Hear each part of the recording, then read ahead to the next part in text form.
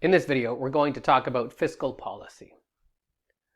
When we talk about fiscal policy, we're referring to the government's ability, or at least the government attempting to manage the economy through spending and taxation. The government might try and increase spending, or it might reduce spending, or it could raise taxes, or it could lower taxes. All of these play a part in what's called fiscal policy. To understand how that works, it's important to understand how the economy works. And in this very simplified diagram, we can think of a relationship between households and businesses. Now, when a member of a household goes to a business to spend money, if I take my money to go to Burger King and buy a Junior Whopper, that money becomes someone else's wages. In turn, that person might go spend their wages on a smartphone or gasoline for their car or anything. That becomes someone else's wages. They will spend that, and that money keeps going around the economy. More spending is more income for people, which will in turn stimulate more spending. If you think about that, the more spending, the more that will grow, the more income coming into people's pockets. But there aren't just two actors within that diagram. There is a third entity in that flowchart, the government. The government plays a role in that process. It can inject money into that process through spending money and through building things, and it can take money out of that process through taxation. And so that can influence the dynamics of that circular flow. There's names for these different approaches. When a government attempts to add money into the system by giving direct payments to individuals, or by building things and sponsoring government projects, that's called a fiscally liberal approach. The government spending money to try and expand that system.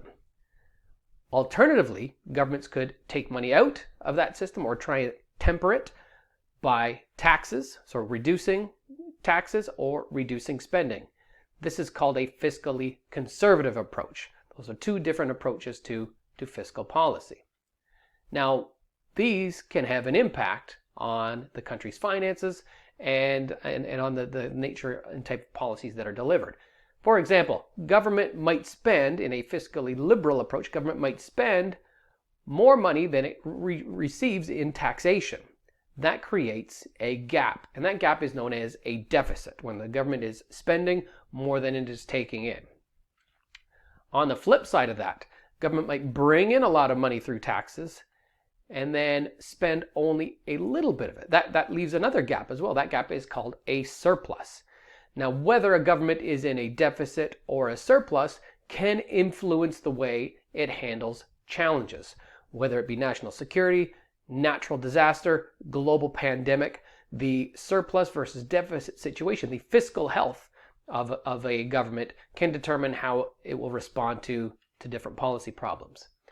Now, one thing to note, if a government chooses to run deficits persistently year after year, that negative compiles into what's called the national debt.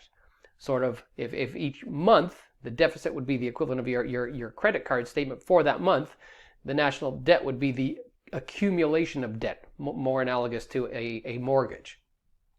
So it's important to consider these impacts, deficit versus surplus, when making fiscal policy. Just to recap, fiscal policy refers to the government's attempt to manage the economy through taxation and spending.